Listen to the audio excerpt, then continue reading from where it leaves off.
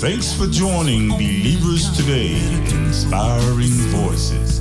And don't forget, subscribe to believerstoday.org.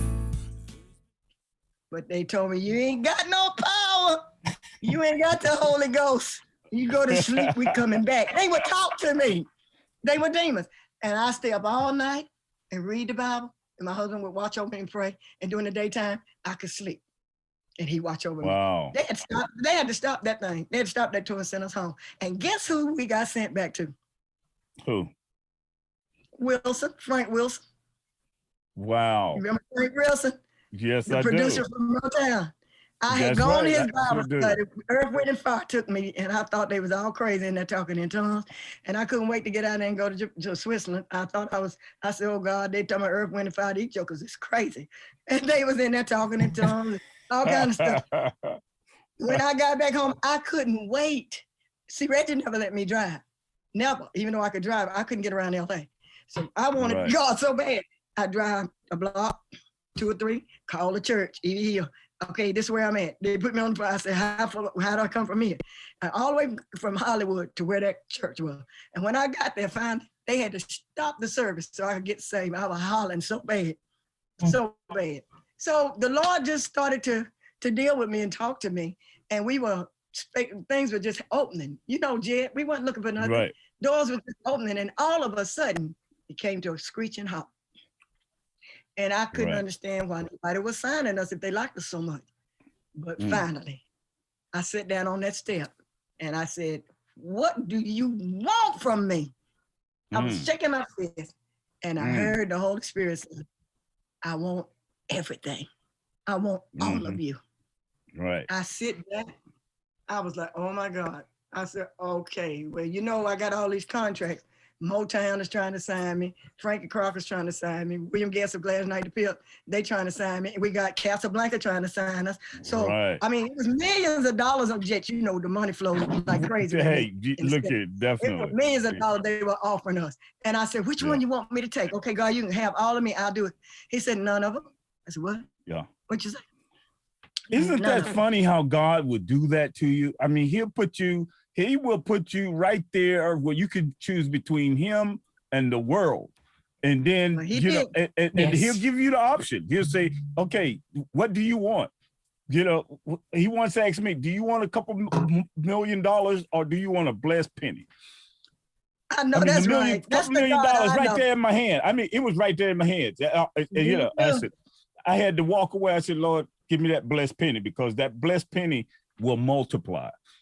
Well, Jed, let me tell you something. Absolutely. Let me tell you something that will confirm what you're saying. I went home and walked away from all of it because he said none of it. And I went home to my daddy's house where he's selling the football tickets. I'm in the house. Tina Turner calls me. She wants to hire me as her background singer because, you know, I'd open up for my daddy said the hell word then no, because he didn't want me with Ike Turner. He knew, you know, take one to know one. And so I was like, Lord, what am I gonna do? Do you know he took me and planted me in the church there and hid me for 10 years. And all I could do was teach them how to do television shows and help other people. And finally, he let me do a TV show, Hiatus, replacement for Garland Fall in Salisbury, great man of God. He needed somebody to give them a break. They were the #1 show and they were just burnt out. And he wasn't after me, Reggie, my second husband. He wanted him to come and do something engineer for him. When I got there, somebody told him who I was. And he said, could you kind of give us a break, give us hiatus and just do a show or 2 a week for us? I said, well, yeah, I could do that. It was gospel. That's where Ron Feimster was introduced to the world.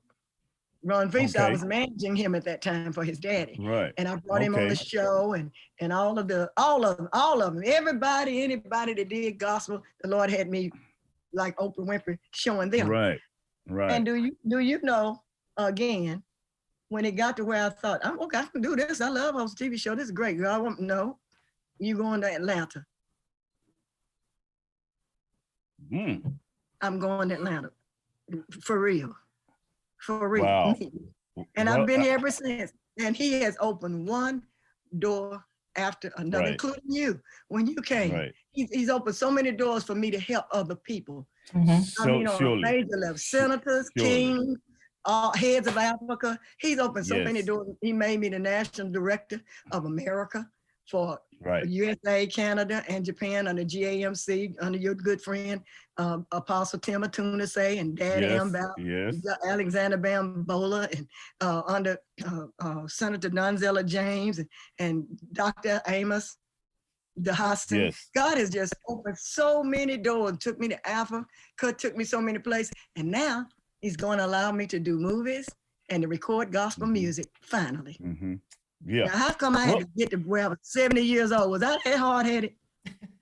Well, you know, Janice, I'm gonna tell you, sometimes we can be, and it was about 7 years ago or so that God had taken me, and he said, I can't use you the way that you are right now. I get home one day, I'm in the house, and boom, he says, I can't use you, Wow. And then that's when he gave me the vision of Believers Today. He said, sell everything that you got, get rid of all this material stuff, build your house from ground up. And in 3 to 5 years, you will pay for that house, and then I can use you. And so, I did that. I believe you. I believe you. Well, you know how, well, I mean, I was like, really? I mean, because a house, the land will cost you $1 million over here. That's right. That's right. And yet I remember how he stripped me all the way down to where I was homeless with 2 kids that he had me to raise, because I never had any children, but he gave me these kids to raise. They needed a home. And we were homeless in a shelter. And I'm like, what the world? All my family got houses. Wow. They do good. But yet I'm in a shelter. So how about one day I got out of the shelter after he broke me and showed me it was all about him. I walked into a movie at World Changes after we left. And when I went to the movie, they called me for the banks where I had applied for my nonprofit and told me that they were giving me a house. I thought it was for me. No, it wasn't. And he gave me 30 houses in the last 4 years and had me fix every one of them up and give them away. Well, hey, I know, because I come down there. I stayed in a couple of them, when I was on tour and whenever I come down to Atlanta, I mean, you just say, Jet, here's your key. I ain't babysitting you, so here's your key. You just go and do what you, But Jet, when I think about it, I may not own a house, I own a car, a lot of things, but I know God's gonna give me that too. That's my season. He ain't gonna leave me with my kids with nothing. But I'll sit there and I looked around and I said, I must be. Please don't get mad. I know you think he loves you more, but I must be. I'm gonna put him to the test. Hey, don't challenge me. You're dealing with the wrong guy right here, because we'll get into a God challenge and we can go for it then. I must be the most loved person in the world, because I don't know why he uses me and open doors and does things for me that he does. But I promise you, it always be him. Don't you think I'd be running around? Oh, I'm this wonderful person that give houses away and help people. I'm wonderful. Look how great I am. I'd be like, can I have that house? Can I have that one? No. Right. What? I know that's right. Right. Yeah, but you're doing a lot of wonderful things. I mean, because when I was there a couple of times when I would fly into Atlanta, Georgia, you'd be taking kids off the streets, I mean, and raising their babies and well, they're about babies too. I mean, they're only just 20 something years old, got children, and you would be bringing them in, and letting them stay there, and also, dealing with their, problems and their situations, sending them to colleges, sending them to college, feeding them. If they'll keep a C average, we send them all the way through college, give them a house, whatever it takes, so that they don't be homeless and on the street. I mean, so that's a side of you that a lot of people that if they don't know you, they just don't know. That's what you that's part of your thing. And then the other thing is, here's something that I've learned this about you, that God really why God really blesses you. You know, there was a time when I thought that everybody around me was getting blessed except me. I mean, I would take people on tour with me, you know, and man, they would end up getting more gigs and things out of getting more out of it than me. And then God said to me, he said, "Are you a fool?" He said, "Gold dust comes from the nugget." Yeah, you're the nugget. You know, I mean, you know, when you're a blessing to others, that means you're the nugget, right? I mean, you know, so when you get that nugget and I die, if y'all got to come and pay for my funeral and bury me, remember, you'll get a good reward. Come on, put me in the ground. Don't burn me.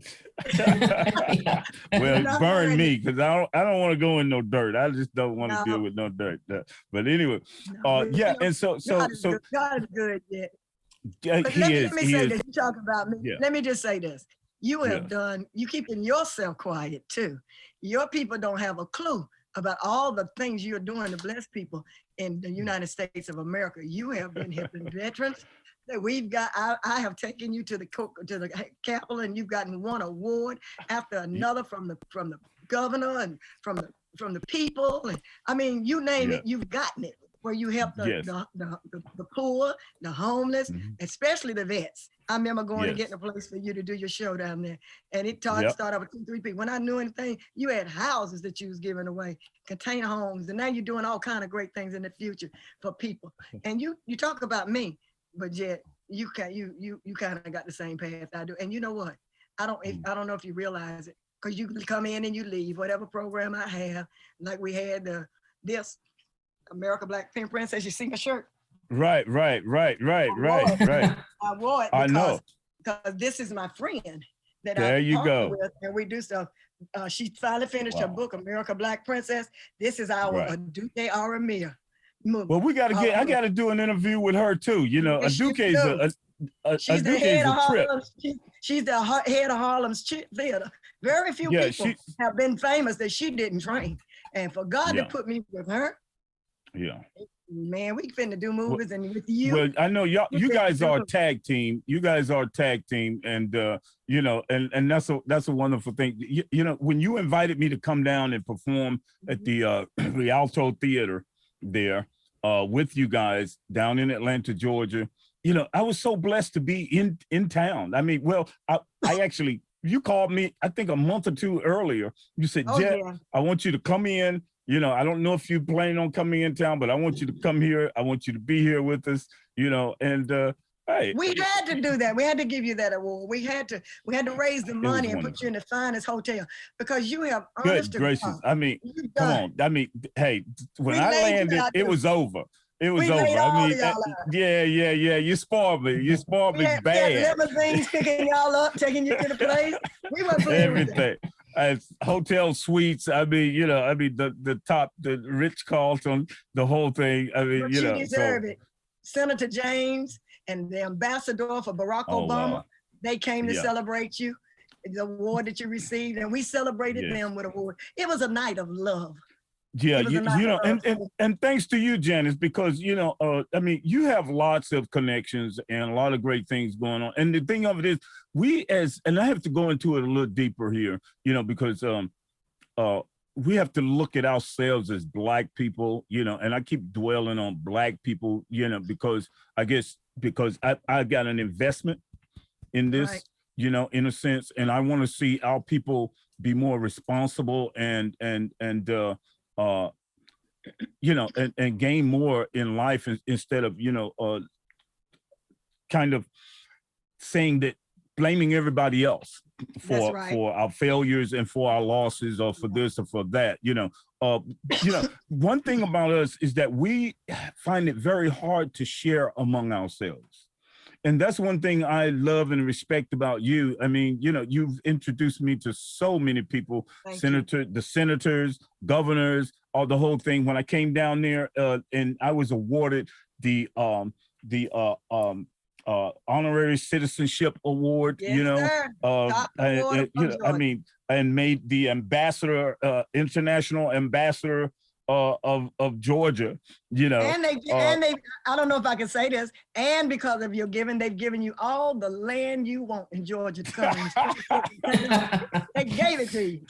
Don't tell it. Don't tell it. We're still putting it together, but yeah, it's there. I wouldn't seen it. I wouldn't prayed over it, you know. You the man. You know, you get back what you give. I tell people all the time, you can't beat God. You know, and the thing of it is, you know, and guess what? That day that we were there and I was getting that award on the floor with Senator Zanzella James, Ed Harbison, I mean, you know, the governor presented it to me, Governor Brian Kemp. The mayor from Riverdale. You know, and guess who walked in? The mayor from Riverdale. How about that? That's right. Don't forget, not just the mayor from Riverdale, Evelyn, Mayor Evelyn, Wynn, but you absolutely had it from the ambassador for Barack Obama. That's right. And that was another thing that because of you, I mean, this is what happens. Yeah, well, because of God, but yeah. You know, see, this is what I try to say to people about self-worth. See, we don't hear that word anymore, Janice. Self-worth. I mean, why do we not hear that anymore? We hear the word equity and you know, all these words, genders and this and that and blah, blah, blah. Why do we not hear the word self-worth? Try this one, because too many people have the word entitlement. They've left giving. Man. Yeah, what is it? What about me? What about me? What about me? What about me? Right. When you get to where you say, what about me? What, you know, my mama, if I didn't know how to do what I was supposed to do and I keep messing up, she said, you come on and get on the porch. And I have to watch all the other kids play. Well, God is that way. When he can't trust you and you keep getting in things, you're about to get it, he'll say, okay, let me tell you, you come on the porch. You learn. Right. That's the way, but you know, Jed, don't let this fool you. Right. People all the time. Oh, is that a white woman? Absolutely not. You say 1/10 black blood, you're black. So don't try to change it now that you think I'm doing good and want to make me another color. I'm black. Went off my mouth. Right. But I got scars on my back. I got scars on my legs. I got scars in places that I shouldn't have had scars integrating in school where those and I love them. Some of the white kids beat me, did all kinds of things to me. And I probably could have whooped their tail because I was one of the best boxers. Right. I saw you. I couldn't whoop them because then I would have defeated the person. Boy, I want to tear their butt up. Right. I finally did get one girl. The rest of them left me alone after that. But when I think about it, and all that we've gone through to go get there, the answer for me was, in spite of how bad people who have been taught to hate treated me, there were some people who were dignified, intelligent, their parents loved God, white kids that embraced me, and they began to protect me. They began to take care of me, Jim Cohen. I mean, and then I've got, if I call all the names, Debbie Cloninger, and they daddies and mamas was rich, and they embraced me and wouldn't let nobody hurt me no more. So God showed me both sides. See, what we got going on here. Same with me. What we got going on here, it's not a black thing. It's not a white thing. These are demons. These are demonic. That's right. They don't care what color they get in, because they are good people and they are bad people. Right. Well, you know, Janice, I'm gonna have to get you back. I got another show that I'm gonna be doing called America Now, and that's when we want to get back and talk about, because you grew up in Jim Crow, I grew up in Jim Crow, where we were sent off to schools. Nobody prepared us for anything. They just dropped us over in white schools and different things like that. But one of the things I wanted to discuss, I want to briefly talk about how you and I met, because that was the whole journey. I mean, you going to my dad's basement. Hey, girl, I'm a dig the basement. I'm a dig the basement. So so we're gonna get real dirty down in it. Come on, tell me about it. How did we meet? Okay, so Janice, everybody knew that Janice was the name of the group. Actually, with Reggie Sadler, she started out, but Eddie Morrison. Hey, she went on and took over. I mean, that's all it was. And the group was called Janice. Okay, that was it. Okay, so here we are. I guess I was maybe 15, 16, I don't know, maybe even younger. You were young. Yeah, I thought maybe I was young because I mean, I was playing with my father's gospel quartet group and different things, and then we had our own little band that we would sneak off and go play in some of the clubs and stuff, and different things, and see. Like so Janice and them had a nightclub in their basement, and they used to rehearse there, and so I got down there.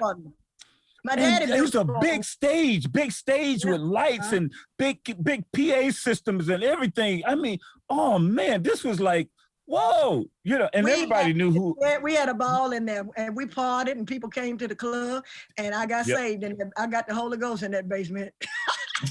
Hey, I got a lot of things in that basement, but anyway.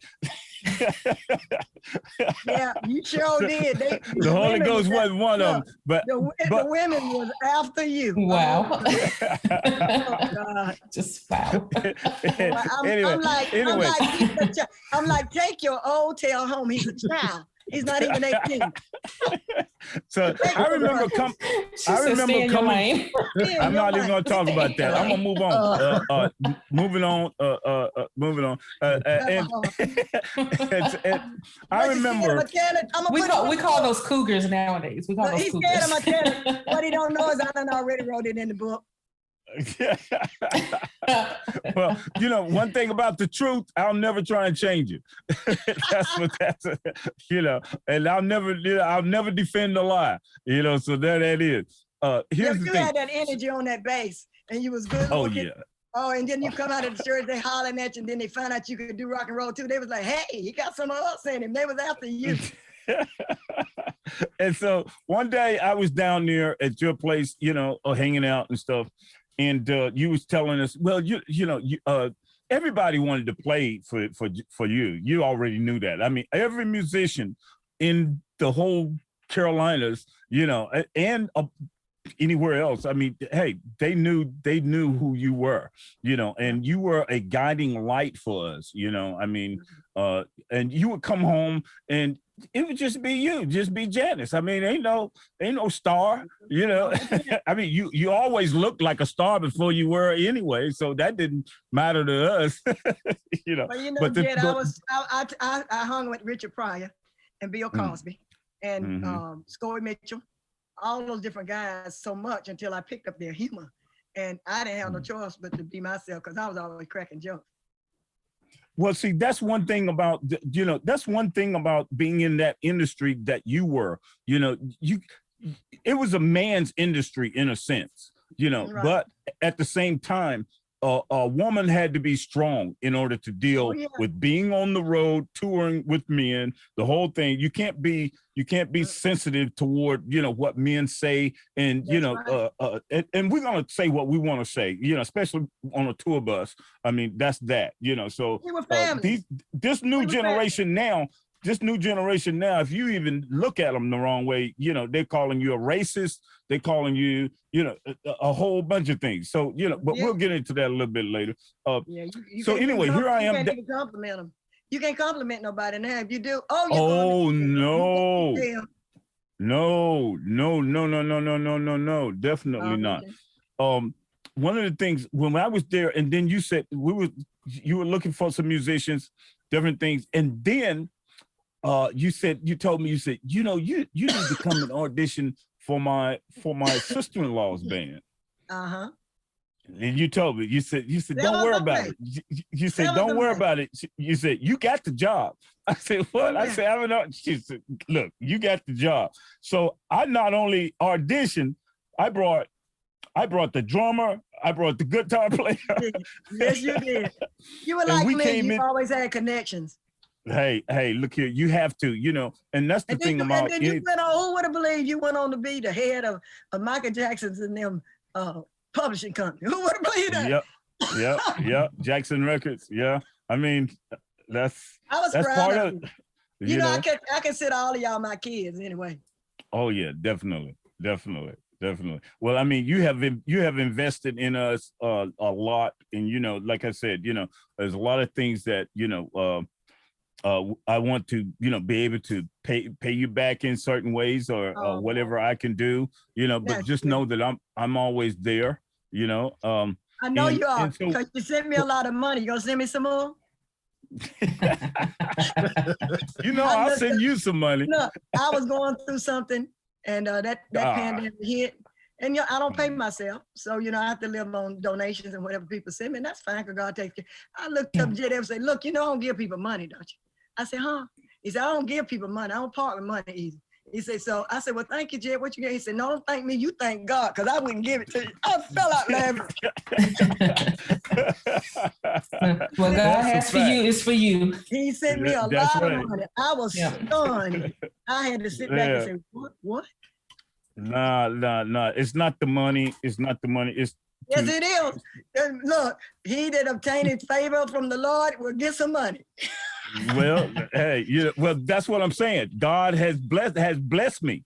You know what I'm saying? That's what I'm saying. Yeah. God has blessed me. So, I'm careful about who I support and who I deal with. There's sometimes my phone ring, I won't answer it because those aren't people that I need in my life anymore.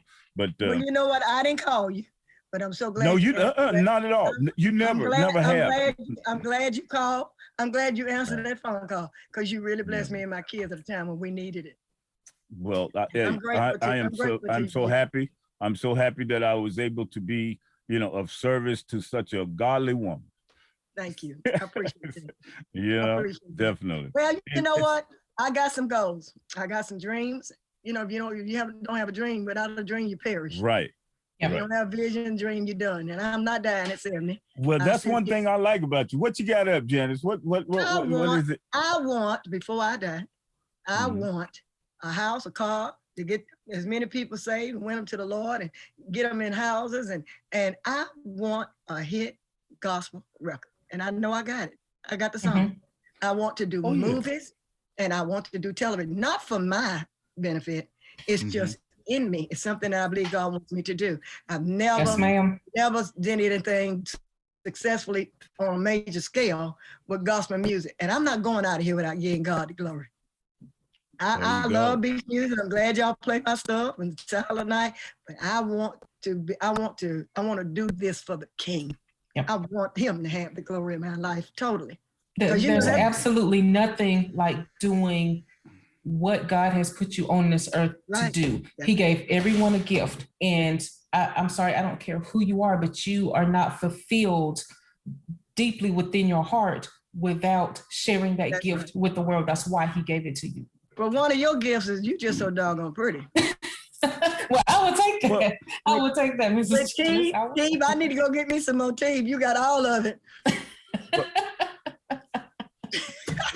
Introduce this is Tawana. Tawana works with Believers Today, and then we have Isaiah here. These are the powers to be behind, the power you see. Awesome. So, which is all about, the grace of God and what he has in store for us. Yes, it is. And so Tawana used to be a radio announcer as well, I can tell. Isaiah is family and, different things like that. He's a family member that basically growing up, I didn't know, I didn't know a lot of my family because I left, the United States a while back, You had a calling. And didn't get a chance, but either way, anyway, so I ended up working with Dara, who is your sister-in-law, and touring and playing and performing with her. She was following your footsteps. Because of you, we got gigs. We made lots of money. And I was young and we're making all this money. It was like, we'd be on the road touring. We had a nice tour bus and van. It was. Well, you know wonderful. What? You can reach back to your children because Dara has 3 kids. 4 with the boy. Mm-hmm. Buddy is famous for writing a movie, and Lynn what's her name? Lynn Whitfield. Whitfield starred in it. Little Buddy wrote that movie by himself. Only God. Lauren is a famous singer. She's an entertainer. She just needs a hit record. Leslie has a band. So it would be great. You wanna reach out and get Darren Buddy? Come get the kids and put them on Believers Day. They are touring this world and tearing it up in America. Let's do that. We're definitely gonna do that. You know, Dara's my girl. So, you know, and Buddy, you know, I love Buddy. Buddy was Buddy always kept us together. No, Buddy kept us together, though. He got humor, but he's the singing is no singer in the world, and I love it. He can feel it. He can feel it. He knows where it's supposed to go. Janice's brother, yeah. That's my twin. He's so funny. He'll take over. If he walk in the room, he'll take the whole room up. So, yes, he will. Yeah. And it was great seeing him down in Atlanta, Georgia when I came. We all at the what's that Rialto Theater down there. You know, that was such a wonderful event, and the musical was off the chain. And like I told, you know, hey, we'll talk about trying to get it to Japan. You know, once next year things are gonna really open up for. That'll be great. You know, let us bring the play there. They'll love it. And don't forget, you're in this book, so make sure you call me and order your book. Wow. Okay, I will do that. Book. This is the whole play. It got pictures of you guys and everything in it. Okay, all right. Well, hey, definitely send me a text on that, or send me an email. Let me know so I can go ahead and order that. Yeah, you know, because I want to support our people. You got the mass choir. Tell them to come and get this book. Hey, we got a lot of members.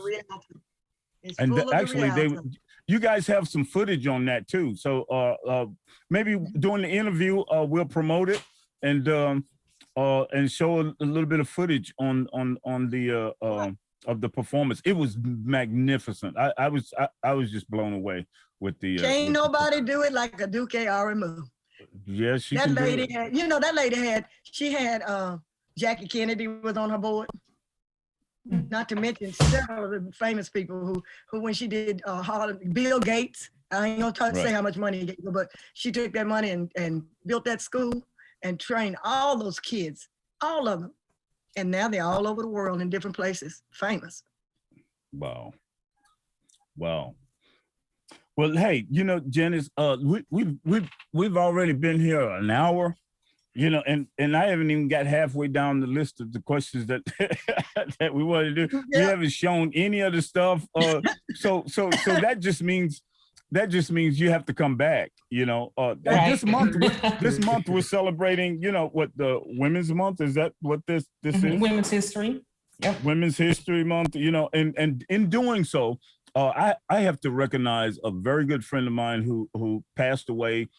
She's from LA. She moved from LA to Las Vegas. I don't know if you ever ran into Paulette DeZouzier out in California. This woman, she was over at A&M Records. She handled a lot of stuff. I mean,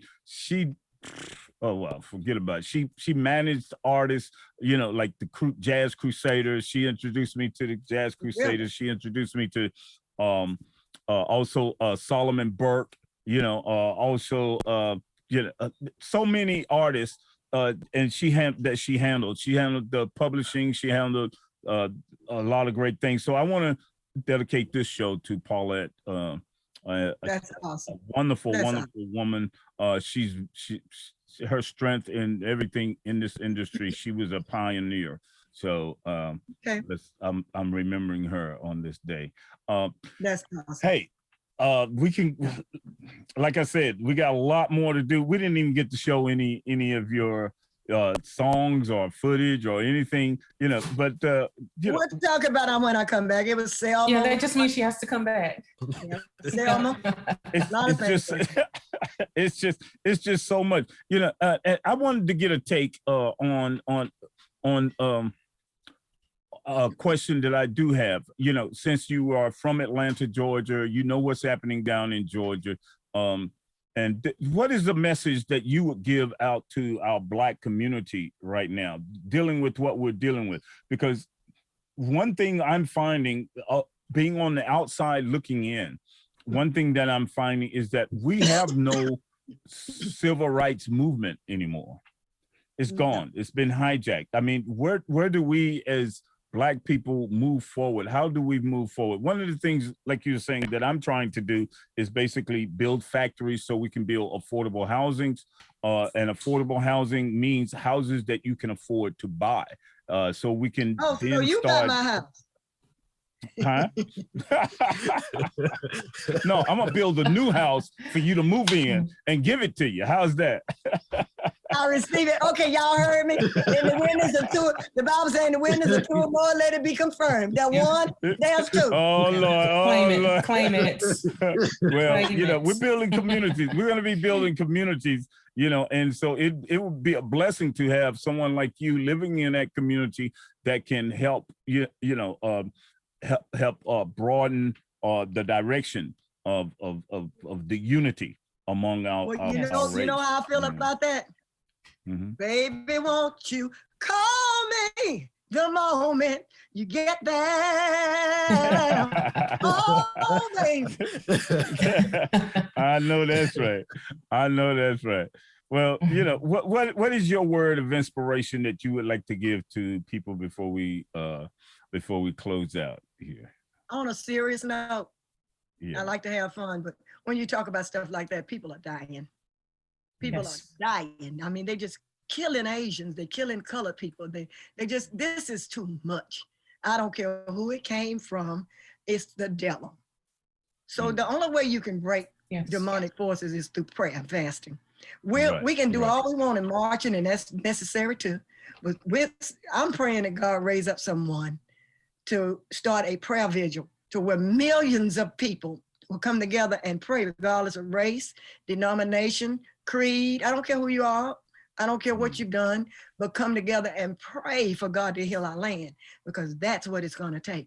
And then once God begins to raise up someone to carry that banner and go forward, let's back them. And let's back them without the violence. Not the violence. Right. Love conquers all things. Right. That's right. Okay, well, that's wonderful. You've heard it. You've heard it from the queen of beach music and the queen of the Carolinas, I call her. You know. I love it. Can I do a shout out right quick? Can I do a shout out? Do your shout out. Absolutely. Do your thing. I want to shout out. Absolutely. I want to shout out to Freddie A. Morrison, who was a bass player and stood with me and still does all the days of my life. I want to shout out to Reggie Sadler. I want to shout out to my husband, Reggie Adams, who came and took the band and kept going. I want to shout out to anybody, side hips. We call him side hips. His name was Alfred. You remember Alfred? Mm-hmm. You ever seen Alfred? Yeah, what's of Alfred? course. Smith. What's Alfred? Smith. All of them. And then the other I'm the one brought Alfred. Or did Alfred bring me to one of the Alfred other? Okay. You. Alfred brought you. You took over. Okay. There's so many. I mean, there's so many people I want to Fitzgerald McGill going forward. Yeah. One of my favorite is Eric and Dina Bryce. I mean, I could name a lot of people, but you know I'm 70, so it's kind of, I should have wrote it down.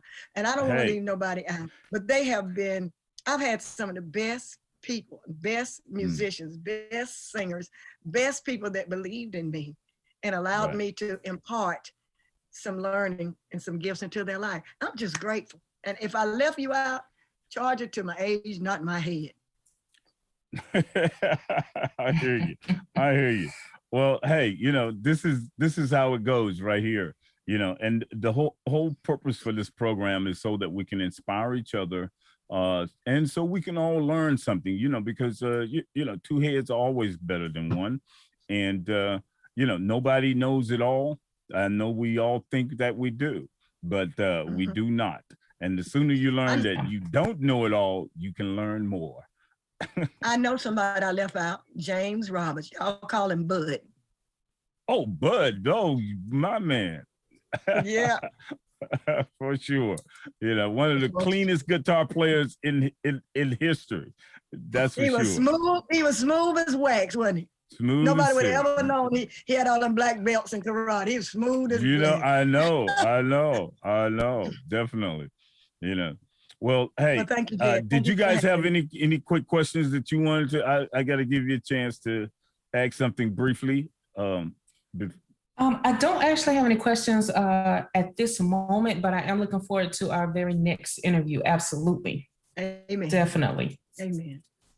Yeah, and I don't really have any questions at this time, but I do want to touch on the fact that I actually kind of have, and I'm not sure how many people know this, but I actually kind of have somewhat of a personal relationship with Janice, being that I actually knew her through Apostle Samuel Irvin. Yes, yo. Yes. You're from Bishop Irvin's church. Yes, ma'am. Lord, how could I forget that? I was the musician. I was the whatever you call him, orchestrator. Yes, ma'am. The choir. Yes. He passed away. That's a great man of God. I know he went to the Lord. Yes, ma'am. So thank you for telling me that. Thank you. Bless me. Thank you. And so it, like when you were talking, actually, it actually just kind of confirmed a lot of things that that Apostle Irvin did. Yeah. One of the first things is of course Reggie Sadler. I remember him as well.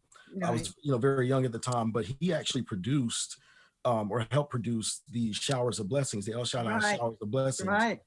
So this was like 30 something years ago. They actually had a record, and I actually have a picture. And maybe next time, the next interview we do and everything, we actually have the physical copy of the record. What a blessing. You just don't ever know. You don't know. You don't know. God got a funny way. Never know.